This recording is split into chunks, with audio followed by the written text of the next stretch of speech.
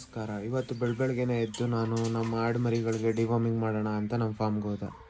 Shed ಒಳಗಡೆ ಕೂಡಾಕಿದ್ ಕೋಳಿ ಮತ್ತೆ ಆಡ್ಮರಿಗಳನ್ನೆಲ್ಲ ಈಚೆ ಬಿಟ್ಟು ಡಿವಾರ್ಮಿಂಗ್ ಮಾಡೋದ್ಕಿಂತ ಮುಂಚೆ ಯಾವ್ದೇ ರೀತಿ ಮೇವು ಅಥವಾ ನೀರನ್ನು ಕೊಟ್ಟಿರಬಾರ್ದು. ನಾವು ನಮ್ಮ ಫಾರ್ಮ್ ಅಲ್ಲಿ ಆಡ್ಮರಿಗಳನ್ನ ಕುರಿಮರಿಗಳನ್ನ ಎಲ್ಲಾನು ಅದ್ರ ಏಜ್ ಅಥವಾ ಮರಿ ತಕ್ಕನಾಗಿ ಡಿವೈಡ್ ಮಾಡಿ ಇಟ್ಕೊಂಡಿದ್ವಿ. ಇವತ್ತು ನಾವು ಯೂಸ್ ಮಾಡ್ತಿರೋ ಡಿವಾರ್ಮರ್ ಬಂದು ಆಕ್ಸಿಕ್ಲೋಸನಾಯ್ಡ್ ಅಂತ.